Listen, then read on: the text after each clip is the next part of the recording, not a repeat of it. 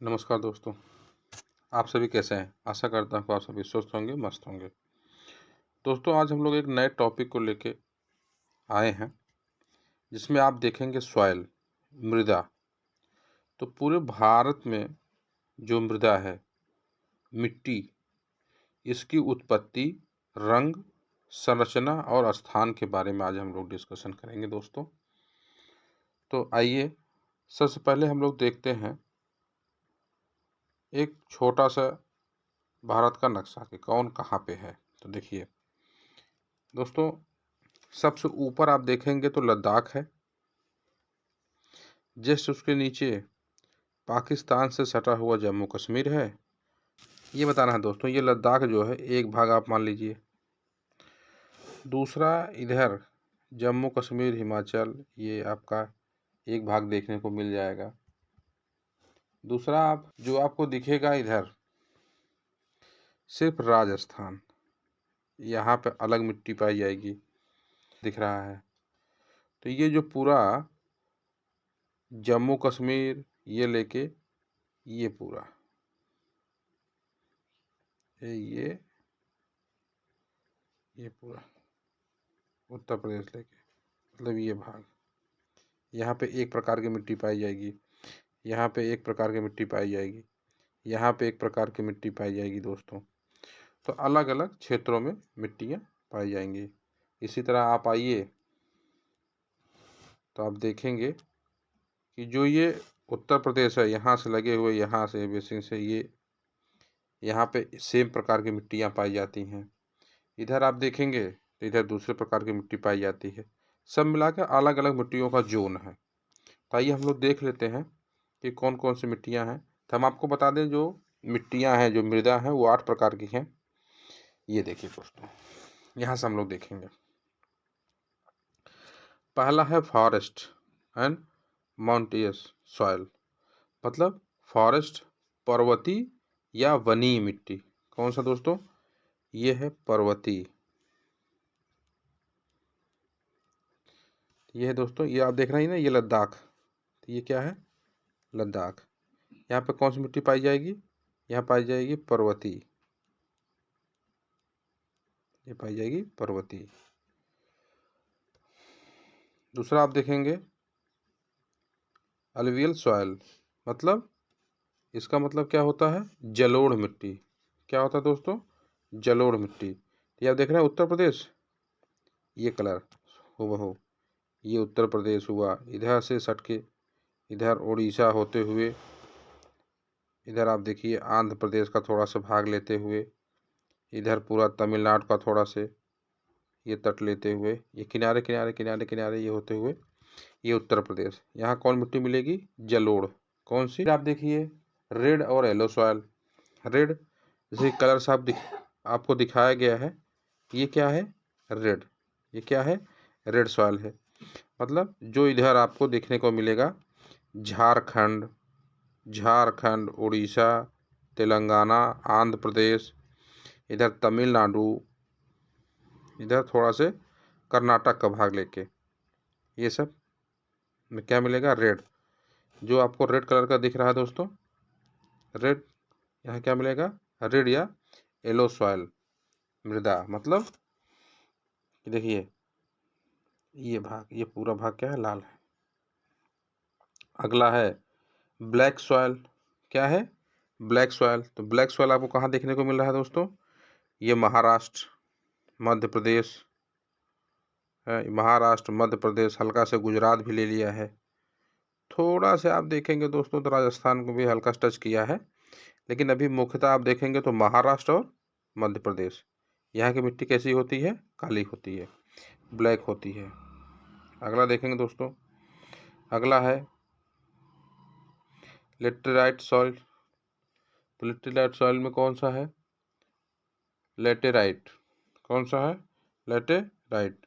तो लेटेराइट कहाँ है? ये ब्लू, ये आप देखिए पश्चिमी तट, ये पश्चिमी तट, पश्चिमी तट क्या है? लेटेराइट। थोड़ा सा आप देखिए यहाँ पे आपको दिखेगा पश्चिम बंगाल से सटके, उड़ीसा और पश्चिम बंगाल के बॉर्डर पे थोड़ा सा आपको देखने को मिलेगा लेटेराइट। और फिर आपको कहाँ देखने को मिलेगा? इधर राजस्थान के पास, मतलब गुजरात से सटके, गुजरात से ज़रा ऊपर आप देखेंगे राजस्थान, थोड़ा सा भाग लेके यहाँ मिलेगा लेटेराइट। तो आप देख रहे हैं यहाँ पर, आप देखेंगे एक यहाँ देखेंगे येलो है, जो येलो बना है एराइड सॉइल है। कौन सा सॉइल है दोस्तों? एराइड। ये जो येलो है इसे हम लोग कहेंगे एराइड सॉइल। तो सभी मिट्टियों को अलग अलग रंग से दिखाया गया है। इधर आप देखेंगे किस राज्य में मिल रहा है दोस्तों। तो इधर इसीलिए दोनों को हम एक साथ रख दिए हैं कि आप कंपेरिजन कर सकें, आसानी से चीज़ों को समझ सकें कि लद्दाख में कौन सा मिल रहा है, कि जंगली फॉरेस्ट या वनी सॉइल आप देख रहे हैं। जलोढ़ उत्तर प्रदेश, पूरे उत्तर प्रदेश में है, उधर हिमाचल प्रदेश में है, पंजाब में है। तो इधर पूरा क्या है, इधर पूरा सट के जलोढ़ मिट्टी हमें मिल रही है। थोड़ा से पूर्वी तट आप देखते जाएंगे, बंगाल की खाड़ी से सटा हुआ भाग, जहाँ पे तमिलनाडु का छोटा सा भाग है, आंध्र प्रदेश का थोड़ा से एक पतला सा, उड़ीसा से एकदम पूर्वी भाग से होते हुए क्या है, सब जगह जलोढ़ मिट्टी पाई जाती है। इधर थोड़ा सा आप चले जाएंगे तो गुजरात साइड में भी आप देख लेंगे कि यहाँ यहाँ भी जलोढ़ मिट्टी पाई जाती है। गुजरात में भी काली मिट्टी पाई जाती है। आप देख रहे हैं कि महाराष्ट्र मध्य प्रदेश में तो काली मिट्टी है ही है। यहाँ आप देखिए गुजरात में, यहाँ भी आपको काली मिट्टी देखने को मिलेगी। तो इस तरह से मिट्टी को कितने भागों में बांटा गया है दोस्तों? 8 भागों में बांटा गया है। तो पहला कौन सा होगा? जलोढ़ मिट्टी, जो हमारे यहाँ यूपी में है, ये है। दूसरा क्या है? काली या रेगुर मिट्टी, इसे क्या कहते हैं हम लोग? काली या रेगुर मिट्टी कहते हैं। तीसरे को हम लोग कहते हैं लाल पीली मिट्टी, जो रेड कलर का है दोस्तों, इसी को हम लोग कह लेते हैं रेड, लाल या पीली मिट्टी कह लेते हैं। पर्वतीय या वनीय मिट्टी, जो लद्दाख क्षेत्र में हमें मिलता है, इसे हम लोग कहते हैं पर्वतीय या वनीय मिट्टी। डिजर्ट मरुस्थल है, तो मरुस्थल अक्सर हम लोग को कहाँ देखने को मिलता है दोस्तों? इधर राजस्थान की तरफ, यहाँ पे हमें क्या है, थोड़ा से मरुस्थल देखने को मिलता है इसी बॉर्डर पे। एक और है कि क्षारीय एवं लवड़ी, ये भी एक प्रकार की मृदा होती है। पीट एवं जैव मृदा, ये भी एक मृदा है दोस्तों। इसके बारे में हम लोग थोड़ा थोड़ा आइए देखते हैं।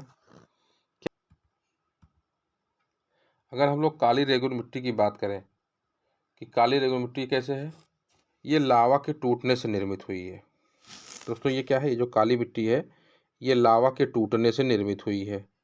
क्या है? लावा के टूटने से। लावा के निर्माण, जब लावा बनता है नीचे से ऊपर आता है, तो इससे जो निर्माण होता है उसे हम लोग क्या कहते हैं? काली मिट्टी कहते हैं। इसका विस्तार लगभग 5 लाख वर्ग किलोमीटर क्षेत्र में पाया जाता है। इस जो मृदा का विस्तार है, ये लगभग 5 लाख, कितना दोस्तों? लगभग 5 लाख वर्ग किलोमीटर क्षेत्र में पाया जाता है। यह जो मिट्टी है कपास की खेती के लिए काफ़ी उपयोगी है। जो मिट्टी आप देख रहे हैं काली मिट्टी है, जिसे हम लोग रेगुर कहते हैं, ये कपास की खेती के लिए काफ़ी उपयोगी मानी जाती है। यह मिट्टी गीली होने पर चिपचिपी हो जाती है। ये जो ब्लैक है, ये क्या है? काली होने पर ये जब गीली होती है तो चिपचिपी हो जाती है। इसमें जल को धारण करने की क्षमता अधिक होती है। ये जल को ज़्यादा से ज़्यादा अपने अंदर समा सकती है, सोख सकती है। ये अक्सर कहाँ पर जाता है? आप देख रहे हैं महाराष्ट्र में है, आपको जैसे देख ही रहे हैं, महाराष्ट्र है, कर्नाटक का थोड़ा सा भाग लिया हुआ है, आंध्र प्रदेश है, गुजरात है और तमिलनाडु है। थोड़ा थोड़ा करके क्या है, ये चारों तरफ फैला है। तो अगला देख लेते हैं, अगली मिट्टी कौन सी है। अगली मिट्टी हम लोग डिस्कस कर लेते हैं लाल और पीली मिट्टी, जो हमें रेड कलर का दिख रहा है सबसे ज़्यादा भागों में। ये क्या है? ये लोहे के ऑक्साइड मिले होने के कारण इनका क्या है, रंग लाल होता है। ये लाल क्यों होता है भाई? लाल इसलिए होता है क्योंकि इसमें लोहे के ऑक्साइड मिले होते हैं। ये जो लाल मिट्टी है, लोहे के ऑक्साइड मिले होते हैं। इसमें क्या है कि इस मिट्टी का निर्माण जो है पुरानी रवेदार और कायांतरित चट्टानों से हुई है। ये लगभग जो है 5.19 लाख वर्ग किलोमीटर में फैला हुआ है। दूसरे नंबर की सबसे अधिक भूमि पर पाई जाने वाली मिट्टी है। तो ये भारत में दूसरे नंबर पर सबसे अधिक पाई जाने वाली मिट्टी है दोस्तों। दूसरे नंबर पर सबसे अधिक पाई जाने वाली मिट्टी है। देखते हैं अगला मिट्टी, देख लेते हैं हम लोग। क्या? लैटेराइट मिट्टी। कौन सी मिट्टी दोस्तों? लैटेराइट। तो लैटेराइट क्या है, जो ये ब्लू ब्लू आपको दिख रहा है, ये ब्लू,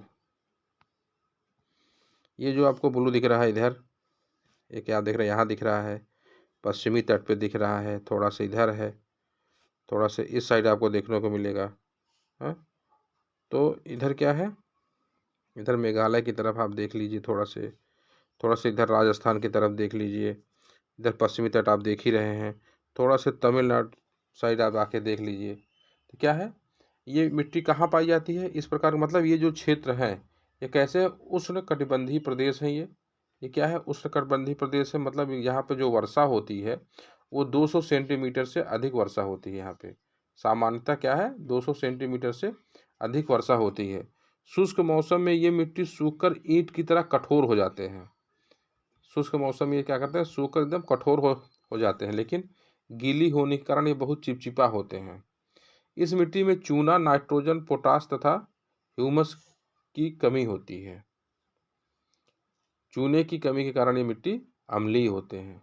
चूने की कमी के कारण ये दोस्तों मिट्टी क्या है, अम्लीय होते हैं। तो इसी तरह अगला देख लेते हैं, पर्वतीय और बनी मिट्टी। ये जो आपके लद्दाख आप देख रहे हैं, ये इधर, इसे हम लोग क्या कहेंगे, पर्वतीय और बनी मिट्टी। अब पर्वतीय और बनी मिट्टी क्या है, ये क्या है कि पर्वतीय ढाल पर अपर्दन एवं वनों के अवशेष से बनते हैं।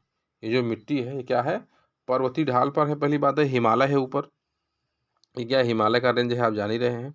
ये क्या है, उस पर्वत के ढाल पर होते हैं। ये क्या, मिट्टी के छोटे छोटे टुकड़े जब ऊपर से नीचे आके लुढ़कते हुए गिरते हैं तो क्या है, इस प्रकार की एक मिट्टी तैयार होती है। लेकिन जो इसकी परत होती है दोस्तों, ये बहुत ही पतली होती है।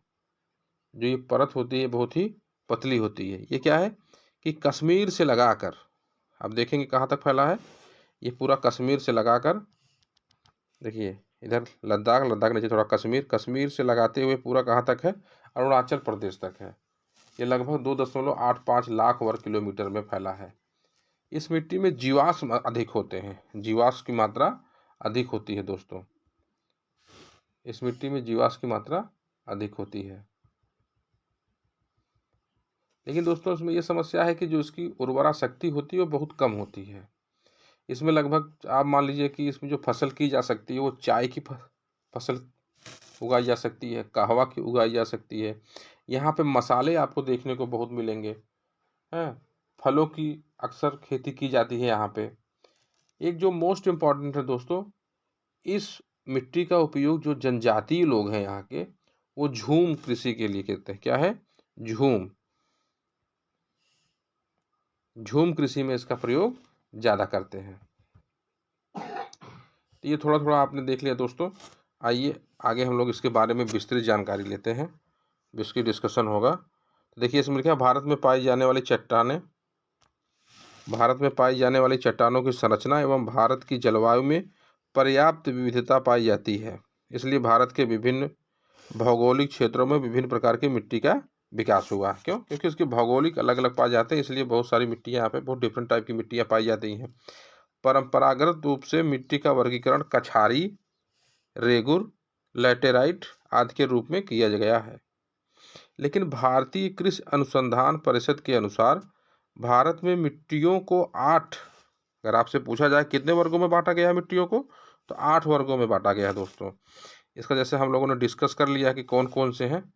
तो पहला था जैसे जलोढ़, दूसरा है काली, तीसरा है लाल पीली, चौथा है लैटेराइट मिट्टी, पांचवा है पर्वतीय मिट्टी, छठा है मरुस्थलीय मिट्टी, सातवां है लवणी एवं क्षारीय मिट्टी, आठवां है पीट तथा जैव मृदा। तो हम लोग एक एक के बारे में पढ़ते हैं दोस्तों। तो जैसे कि हमने आपको बताया कि जलोढ़ मिट्टी, तो जलोढ़ मिट्टी तो सबसे पहली बात है कि कैसे आती है, कैसे बनती है। जलोढ़ मिट्टी क्या है, नदियों के द्वारा लाई जाती है। मोस्ट इम्पॉर्टेंट है कि जलोढ़ मिट्टी कैसे आती है, ये नदियों के द्वारा लाई जाती है। ये डेल्टाई मृदा के नाम से भी जानी जाती है। ये मिट्टी क्या है दोस्तों, डेल्टाई मृदा के नाम से भी जानी जाती है। अगला पॉइंट है कि इस मिट्टी में नाइट्रोजन, फास्फोरस एवं ह्यूमस की कमी होती है। ये मिट्टी जो है इसमें फास्फोरस, नाइट्रोजन और ह्यूमस की कमी होती है। इस मिट्टी में हम 3 वर्गों में हम बांट कर पढ़ते हैं। जो मिट्टी है इसको हम लोग 3 वर्गों में बांटते हैं। पहला है बांगर, क्या है, बांगर, दूसरा क्या है खादर और तीसरा क्या है तराई। इन 3 भागों में इस मिट्टी को अलग करके क्या है पढ़ते हैं। तो बांगर क्या है, ये काफ़ी पुरानी जलोढ़ मिट्टी होती है। ये रबी की फसलों के लिए अत्यंत महत्वपूर्ण मानी जाती है। रबी की फसल के लिए अत्यंत महत्वपूर्ण मानी जाती है। दूसरा है खादर, इस मिट्टी का निर्माण नवीन जलोढ़ मिट्टी से हुआ है। इस मिट्टी का निर्माण क्या है, नवीन जलोढ़ मिट्टी से हुआ है। ये मृदा खरीफ की फसलों के लिए विशेष रूप से उपयोगी होती हैं। तीसरा है तराई। तराई यह मृदा हिमालय क्षेत्र में भाबर के दक्षिण में पाई जाती है।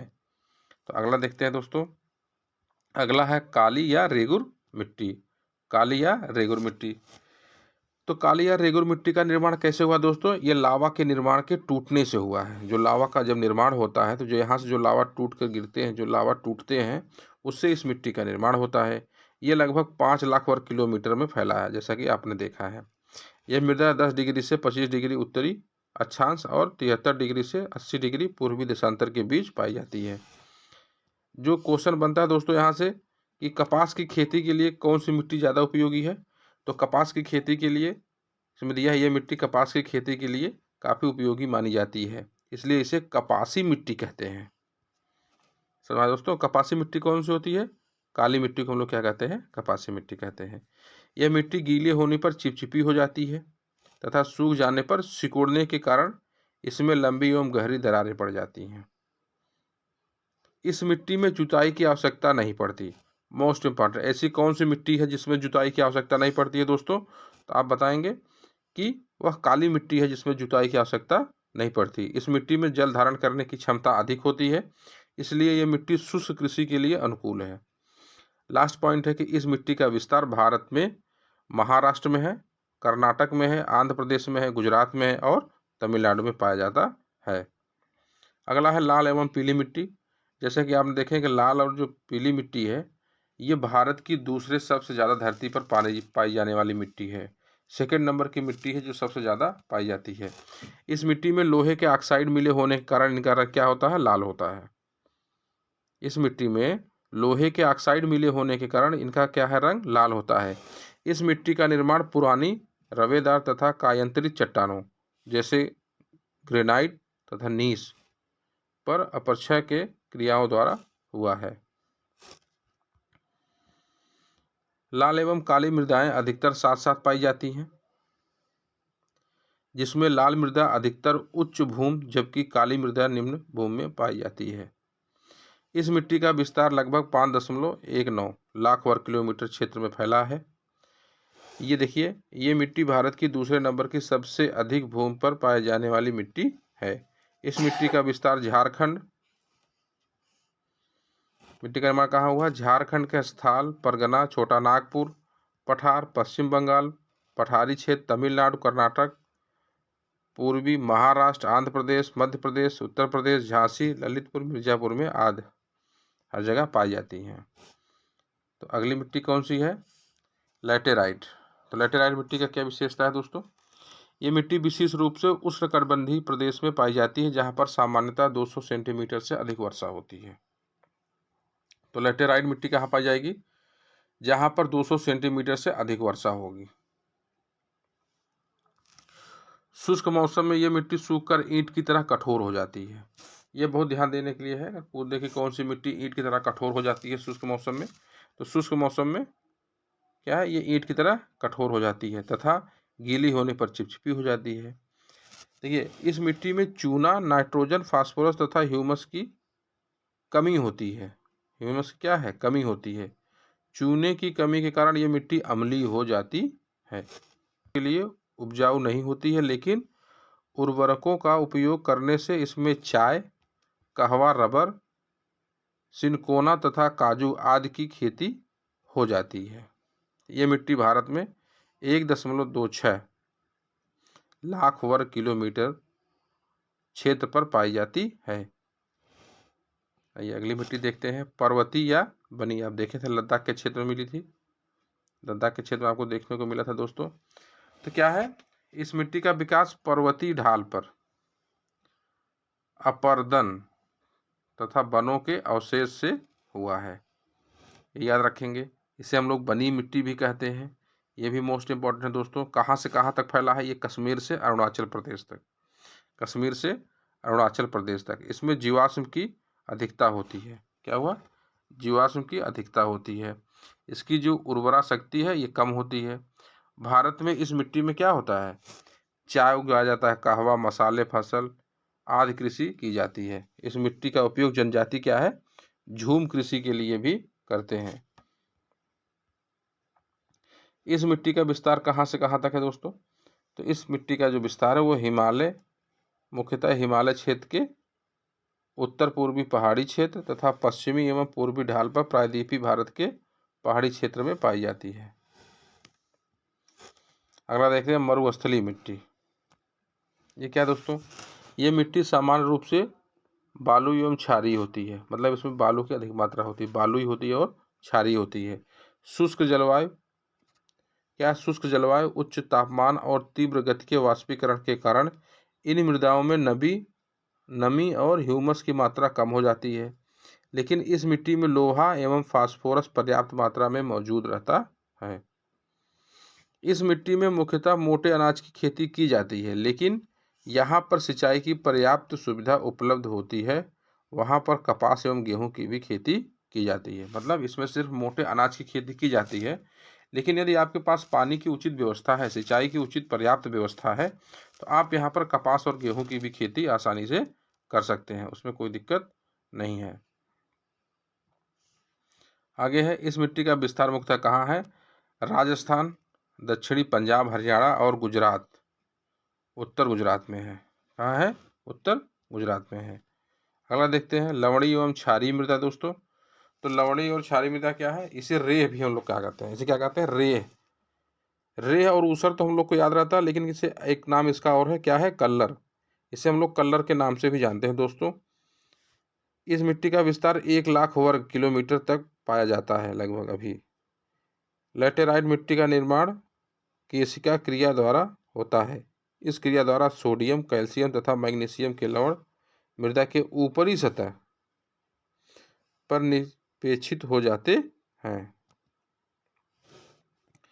ये एक अन्य क्षेत्रीय मृदा होती है जिसका विस्तार लगभग सभी जलवायु प्रदेशों में पाया जाता है। ये मिट्टी मुख्यतः कहाँ पाए जाते हैं? पंजाब, हरियाणा, राजस्थान, केरल, सुंदरवन आदि। अगला है दोस्तों पीट एवं जैव मृदा। पीट एवं जैव मृदा। इस मृदा का निर्माण भारी वर्षा और उच्च आर्द्रता से युक्त क्षेत्रों वाले प्रदेशों में होता है। दलदली क्षेत्रों में काफ़ी अधिक मात्रा में जैविक पदार्थों के जमा होने से इस प्रकार की मृदा का निर्माण होता है। ये मृदा लगभग 1,00,000 वर्ग किलोमीटर में पाई जाती हैं। ये मृदा लगभग 1,00,000 वर्ग किलोमीटर में पाई जाती हैं। ये मृदा भारी एवं काले रंग की होती हैं। इस मृदा में फास्फेट तथा पोटेशियम की कमी होती है, लेकिन जैव तत्व ह्यूमस की अधिकता पाई जाती है। केरल में इस मिट्टी को कारी के नाम से जाना जाता है। किस नाम से? कारी के नाम से। किसको? पीट एवं जैव मृदा। पीट एवं जैव मृदा को हम लोग क्या कहते हैं? कारी नाम से भी जानते हैं। ये कहाँ होता है? लगभग केरल में, उत्तराखंड में, सुंदरवन के डेल्टा भाग में पाई जाती है। तो दोस्तों इससे संबंधित हम लोग कुछ क्वेश्चन देख लेते हैं और देखते हैं कि कौन से क्वेश्चन अब तक आए हुए हैं। तो ये जो क्वेश्चन आप अभी देख रहे हैं ये क्या है कि पीसीएस में आया हुआ है दोस्तों। ये पीसीएस में आया हुआ क्वेश्चन है कि उत्तर प्रदेश में किसान मित्र योजना कब शुरू की गई? बताइए। उत्तर प्रदेश में किसान मित्र योजना कब शुरू की गई? ऑप्शन नंबर ए है 18 जून 2004 से, 18 जून 2003 से, 18 जून 2002 से, 18 जून 2001 से। देखिए यहाँ पे क्या है? डेट सेम है, महीना भी सेम है, अंतर कहाँ है? इनके ईयर में। तो यदि आपको ईयर याद है, सन याद है, तो बड़ी अच्छी बात है। तो इसका ऑप्शन क्या होगा दोस्तों? डी। किसान मित्र योजना कब शुरू हुआ था?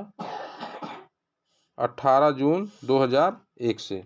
18 जून 2001 से। चलिए अगला क्वेश्चन देखते हैं। अगला क्वेश्चन है निम्नलिखित में से किस फसल का उत्तर प्रदेश भारत में सर्वप्रथम उत्पादक है? निम्नलिखित में से किस फसल का उत्तर प्रदेश भारत में सर्वप्रथम उत्पादक है? मतलब भारत में उत्तर प्रदेश का प्रथम स्थान किस में है, आप बताइए। चना है, ज्वार है, मक्का है, गेहूं है। तो ऑप्शन क्या होगा? डी। क्या है दोस्तों? गेहूं है। चलिए अगला क्वेश्चन देखते हैं। भारत वर्ष में प्रथम कृषि विश्वविद्यालय की स्थापना की गई। भारतवर्ष में प्रथम कृषि विश्वविद्यालय की स्थापना की गई, बताइए। ऑप्शन है जबलपुर में, कानपुर में, फैजाबाद में, पंतनगर में। तो कहाँ पे दोस्तों? Option number D. कहाँ पे? पंतनगर में। अगला क्वेश्चन देखते हैं। उत्तर प्रदेश की प्रमुख फसल है, बताइए। उत्तर प्रदेश की प्रमुख फसल कौन सी है दोस्तों? मक्का है कि गेहूं है, धान है, गन्ना है? तो ऑप्शन नंबर बी। कौन सा है? गेहूं है।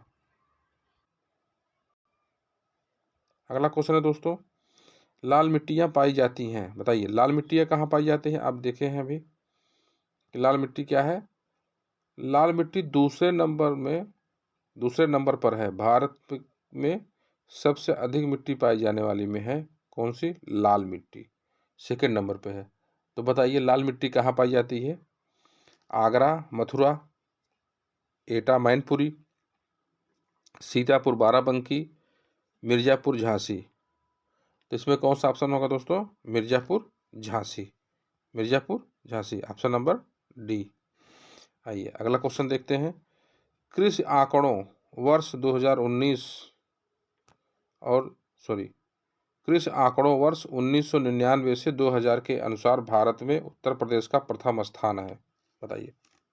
99-2000 के बीच कृषि आंकड़ों में भारत में उत्तर प्रदेश का प्रथम स्थान किसका है भाई? चावल गेहूं, चावल गन्ना, गेहूं गन्ना या गेहूं दाल? बताइए किस में है? किस में है? ऑप्शन सी, गेहूं और गन्ना। अगला क्वेश्चन देखते हैं दोस्तों। निम्न में से कौन सा फसल चक्र पूर्वी उत्तर प्रदेश के लिए सर्वाधिक उपयुक्त है, बताइए। धान के बाद मक्का, मक्का के बाद गेहूं, या मक्का के बाद आलू, आलू के बाद गेहूं, या मक्का तोरिया गेहूं, या कपास गेहूं मूंग? बताइए। 4 ऑप्शन है आपके पास, ए बी सी डी। इसमें से कौन सा है? तो क्या है? धान के बाद हम लोग क्या करते हैं? धान के बाद क्या है कि मक्का लगा देते हैं, और मक्का काटने के बाद क्या है? फिर गेहूं बो देते हैं। ये क्या है? पूर्वी उत्तर प्रदेश के लिए सर्वाधिक उपयुक्त है। चलिए अगला क्वेश्चन देखते हैं। उत्तर प्रदेश में किसान वही योजना कब लागू किया गया? उत्तर प्रदेश में किसान वही योजना कब लागू किया गया? 1954 से, 1978 से, 1992 से और 1996 से? बताइए इसका क्या होगा? Option number C. Option number C, 1992 से।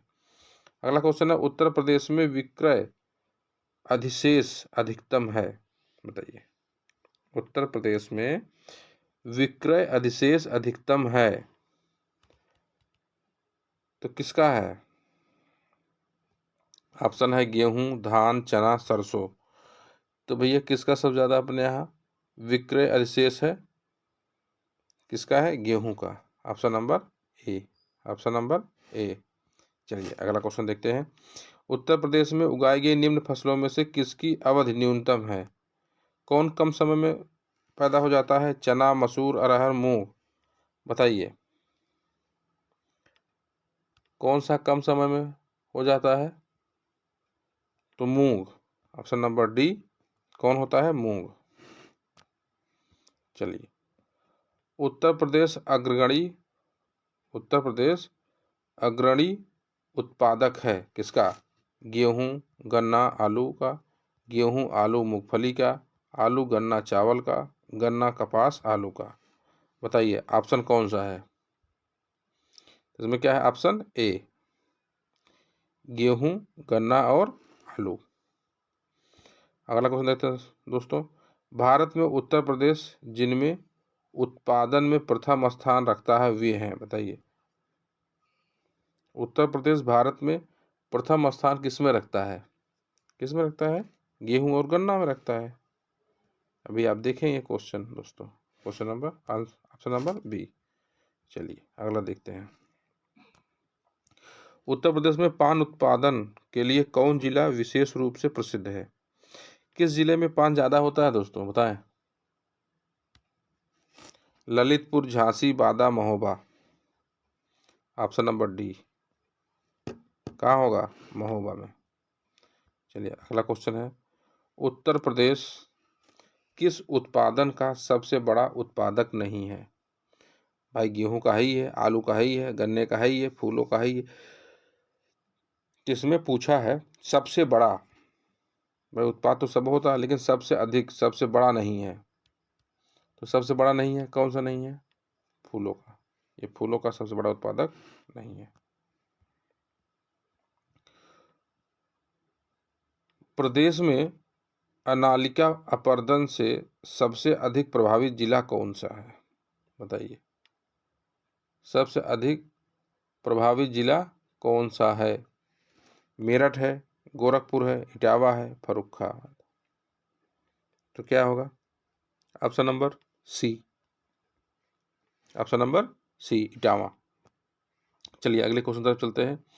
क्षेत्रफल की दृष्टि से निम्न में सर्वाधिक बाढ़ प्रभावित क्षेत्र है, तो बाढ़ प्रभावित क्षेत्र कौन सा है सबसे अधिक, बताएं? पूर्वी क्षेत्र है, बुंदेलखंड है, मध्य क्षेत्र है, पश्चिमी क्षेत्र है। सबसे ज्यादा कहाँ है? पश्चिमी क्षेत्र है।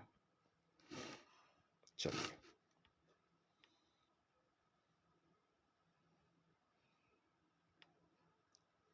प्रदेश में वायु मृदा अपरदन से सर्वाधिक प्रभावित क्षेत्र कौन सा है? जहाँ पे हवा तेज चलने के कारण जमीन की ऊपरी परत हवा में उड़ जाती है, उसे हम लोग कहते हैं वायु मृदा अपरदन।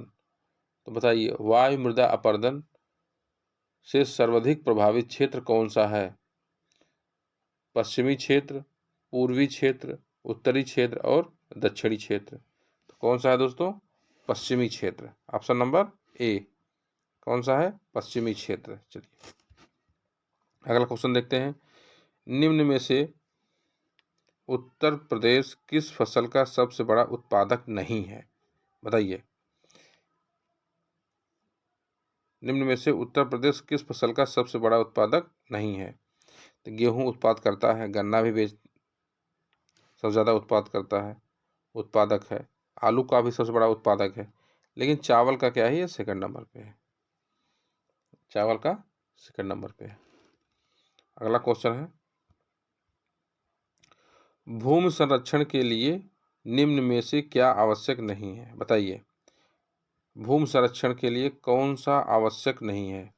भाई वृक्षारोपण करेंगे तो कटाव नहीं होगा, मेड़बंदी करेंगे तब भी मिट्टी का कटाव नहीं होगा, ठीक है। जल निकासी का उचित प्रबंध करेंगे तो बढ़िया है। अगर आप जल निकासी का उचित प्रबंध कर दिए हैं तो मिट्टी का कटाव नहीं होगा।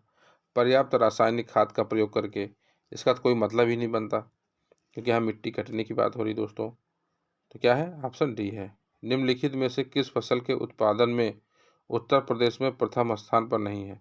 बताइए, निम्नलिखित में से किस फसल के उत्पादन में उत्तर प्रदेश देश में प्रथम स्थान पर नहीं है? पहले स्थान पर नहीं है, पहले स्थान पर नहीं है।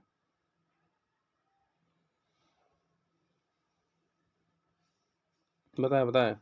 ये यूपी पीसीएस 2007 का क्वेश्चन है दोस्तों। तो क्या है? गेहूं, जौ, गन्ना, चावल।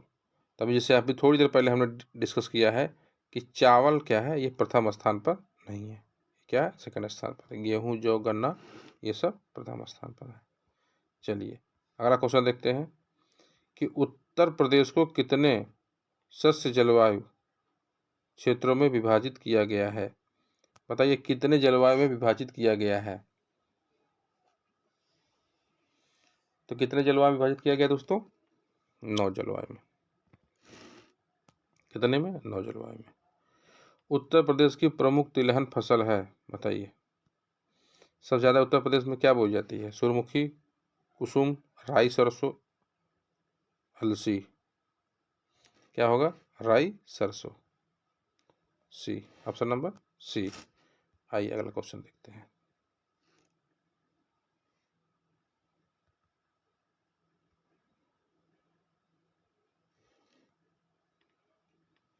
उत्तर प्रदेश अग्रगणी उत्पादक है, बताइए। उत्तर प्रदेश अग्रणी उत्पादक है, किसका है? चावल, बाजरा, दाल। चावल का है कि बाजरा का है कि दाल का है कि जौ का है? तो किसका है दोस्तों? जौ का। Option number A. आइए अगला क्वेश्चन देखते हैं। उत्तर प्रदेश का सबसे महत्वपूर्ण नकदी फसल है, तो नकदी फसल कौन सा है? ऑप्शन है आलू, गन्ना, गेहूं, दलहन। बताइए नकदी फसल। तो क्या है? गन्ना। गन्ना क्या है? नकदी फसल है। अगला क्वेश्चन देखते हैं। उत्तर प्रदेश का प्रमुख वाणिज्य फसल है, बताइए।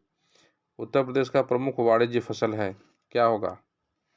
कपास, जूट, गन्ना, तिलहन। तो वाणिज्य फसल क्या है? गन्ना। क्या है? गन्ना। अगला क्वेश्चन। उत्तर प्रदेश शासन ने एग्रो पार्क स्थापित किए हैं, बताइए कहाँ? एग्रो पार्क कहाँ स्थापित किए हैं? कोई बताएगा? हापुड़ दिया है, लखनऊ दिया है, सहारनपुर दिया है, वाराणसी दिया है। ऑप्शन में दिया है कि 1 और 2, मतलब हापुड़ और लखनऊ में, या 1 और 3 हापुड़ और सहारनपुर में, या 1, 2, 3 हापुड़, लखनऊ, सहारनपुर। एक ऑप्शन है 1, 2, 3, 4 कि चारों में। बताइए एग्रो पार्क स्थापित किया गया है तो कहाँ है? चारों में है। हापुड़ में भी है, लखनऊ में भी है, सहारनपुर में है और वाराणसी में, चारों में है। तो इसका क्या होगा सही उत्तर दोस्तों? सही उत्तर होगा डी। सही उत्तर होगा डी, कि चारों में है। चलिए अगला क्वेश्चन देखते हैं। उत्तर प्रदेश की नई कृषि नीति में निर्धारित विकास दर क्या है, बताइए। उत्तर प्रदेश की नई नीति, उत्तर प्रदेश की नई कृषि नीति में निर्धारित विकास दर है, बताइए कौन सा है? कितना कितना परसेंट है? 2% है कि 3% है कि 4% है कि 5%? तो दोस्तों कितना है? 4%। कितना है? 4%। आइए अगला क्वेश्चन देखते हैं। कृषि श्रम उत्पादकता सर्वाधिक है, बताइए।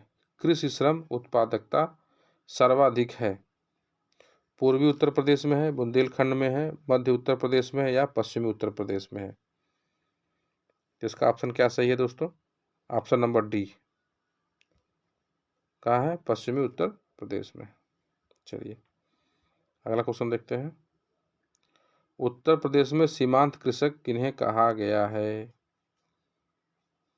उत्तर प्रदेश में सीमांत कृषक कहा गया है, किसे कहा गया है? 1 एकड़ से कम भूमि वाले, 1 हेक्टेयर से कम, 2 हेक्टेयर से कम, 2.5 हेक्टेयर से कम। बताइए 1 हेक्टेयर से कम भूमि वालों को क्या कहा गया है? सीमांत कृषक। सीमांत कृषक। तो ऑप्शन क्या होगा इसका? बी। चलिए अगला क्वेश्चन देखते हैं। उस जनपद को चिन्हित कीजिए जिसमें जानवरों के लिए पाली क्लिनिक नहीं है, बताइए। इसमें जानवरों के लिए पाली क्लिनिक नहीं है। ऑप्शन दिया लखनऊ, झांसी, मुजफ्फरनगर, गोरखपुर। तो क्या होगा? झांसी। झांसी में क्या है? ये जानवरों की पाली क्लिनिक नहीं है। चलिए अगला क्वेश्चन देखते हैं। उत्तर प्रदेश में खरीफ फसल की बुआई होती है, उत्तर प्रदेश में खरीफ फसल की बुआई कब होती है? खरीफ की फसल कब होती है? जब धूप बहुत ज़्यादा होता है। धूप बहुत ज़्यादा मतलब रवि एकदम चमकते रहते हैं, सूर्य एकदम चमकता रहता है। तो कब होता है? जून और जुलाई में। जून और जुलाई में। चलिए अगला क्वेश्चन देखते हैं। उत्तर भारत में उत्तर प्रदेश जिस पैदावार का सबसे बड़ा उत्पादक है वह है, बताइए। सबसे बड़ा उत्पादक किसमें है? खाद्यान्न दिया है, तिलहन दिया है, दलहन दिया है और मसाले दिया है, बताइए। तो ऑप्शन नंबर ए सही है। किसमें है? खाद्यान्न में। आंवले का सर्वाधिक उत्पादन करने वाला जिला कौन सा है? जौनपुर है, प्रतापगढ़ है, रायबरेली है, सुल्तानपुर है? बताएं दोस्तों। सर्वाधिक उत्पादन करने वाला जिला है, कौन सा है? Pratapgarh. Option B, option B. अगला क्वेश्चन है दोस्तों, भारतीय चारागाह एवं चारा अनुसंधान संस्थान स्थित है कहाँ? भारतीय चारागाह एवं चारा अनुसंधान संस्थान स्थित है, बताइए। भारतीय चारागाह एवं चारा अनुसंधान संस्थान स्थित है, बहराइच में है, कराची में है, झांसी में है, पटना में है। ऑप्शन आपको 4 दिए गए हैं, इसमें से कहाँ होगा बताएं। तो ऑप्शन इसका कौन सा सही है? सी, ऑप्शन नंबर सी। कहाँ पे है? झांसी में। आइए अगला क्वेश्चन देखते हैं। उत्तर प्रदेश में किसान बही योजना लागू की गई। अभी दोस्तों कुछ देर पहले क्वेश्चन रिपीट हो गया है, बताइए। उत्तर प्रदेश में किसान बही योजना कब लागू की गई? तो कब की गई दोस्तों? 1992 में। चलिए 1992 में। अब आज के लिए इतना ही दोस्तों, आज के लिए इतना ही दोस्तों। अगले नए वीडियो में कुछ नए क्वेश्चन लेके पुनः आपके समक्ष प्रस्तुत रहूँगा। आशा करता हूँ कि आप सभी स्वस्थ हैं, सभी क्वेश्चन को ध्यान से पढ़ रहे हैं। दोस्तों जहाँ पे नोट करना हो वीडियो को पॉज करके नोट कर लें, एक नोट्स बना लें, जिससे आपको भविष्य में भी इसकी ज़रूरत पड़े तो आपको आसानी से उपलब्ध हो सके। अगले वीडियो तक के लिए धन्यवाद, नमस्कार।